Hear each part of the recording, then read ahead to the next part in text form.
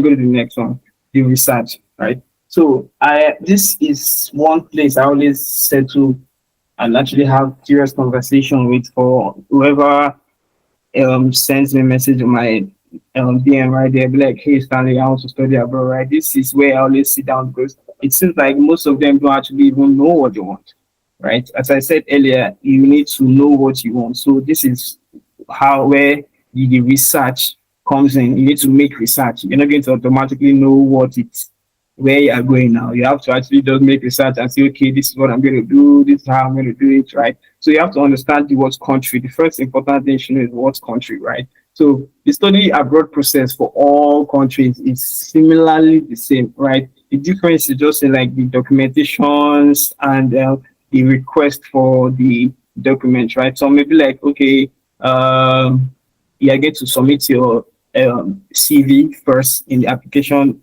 phase before you go and bring in your before you pay tuition fees or something, or if you before you even see that you are financially stable, they want to see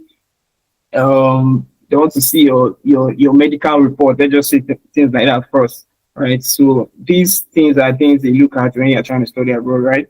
They have to look at the country, right? The type, such the factors like the education quality in the country, right? It's not all schools or all institutions that you go for. So when you see a scholarship, right, that will be shared, there are millions of scholarships out there, fully funded, partial funded,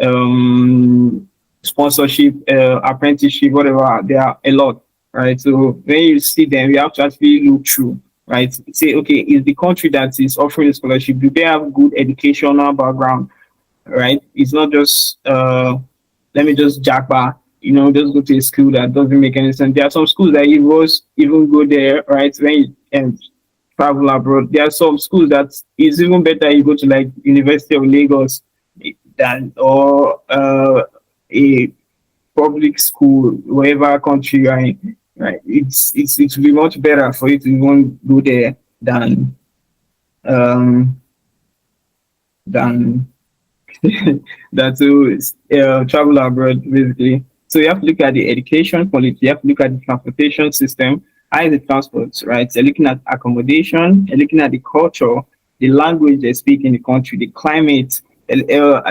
Last week, a student of mine was like, she doesn't want to go to Canada because the place is really cold because of her health. Those are things you consider when you're trying to study abroad. You have to look at your country, right? Your health, right? It's not everywhere that you just go. There are some like Quebec. Quebec in Canada, it's actually more cold than any other place. And in Quebec also, right, is they speak French. So things like that, languages barrier, things like that are what you look at when you're trying to study abroad. It's not just see application apply. You look at it, yeah, so you don't go and like set yourself for disaster. Right? You look at the cost of living. This is also very important, right? So uh as you are in your country right now, right, every day you spend money. If even if it's not expensive or it's not big money, but every day you spend money. So the same way it is here, it's going to be the same way it is there, right? They're going to spend money there. You're going to buy your things, your chops, toiletries, things like that. So look at those type of things. There, how expensive is it there? Is it expensive? Is it cheap?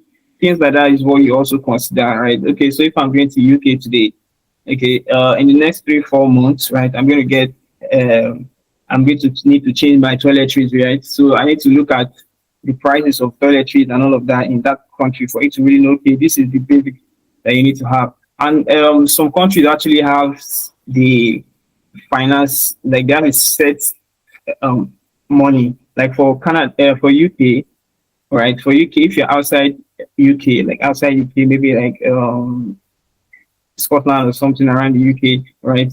The cost of living there is around £9,000, right?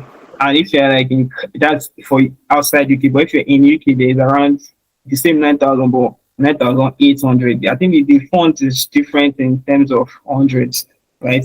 Your cost of living in Canada is over $20,000. So you need to at least, if your scholarship is covering if it's a fully funded scholarship, where they are also covering your cost of living, not just your tuitions, right? They're also covering the cost of living. They can cover that for you. But if it's only like a tuition type of thing, you have to prove to the visa that visa admission office that okay, I have this certain cost of living to study for the free education there.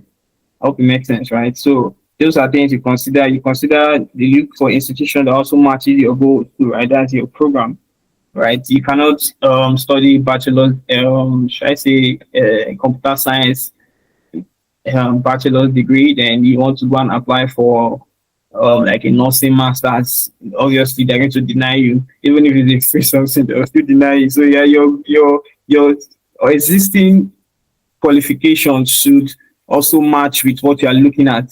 Your existing qualifications should also match, right? To match with your goal, your interest, right? Those are things you look at, right? Okay, so you should also check their global ranking. This institution, not all institutions are there, like, right? They are not designated. What is that there, like what?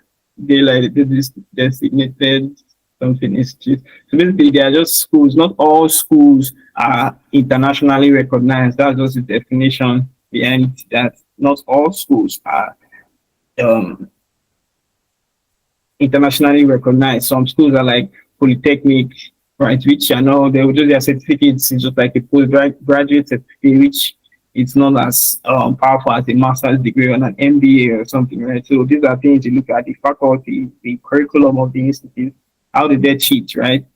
What's is it going to be in English? Is it going to be in French? Right? Is it going to be in the class or is it online? Because there are still online schools. How is your how is their online classes? Is it something that you can cope with? Things like that is what you look at when you're trying to study abroad, right?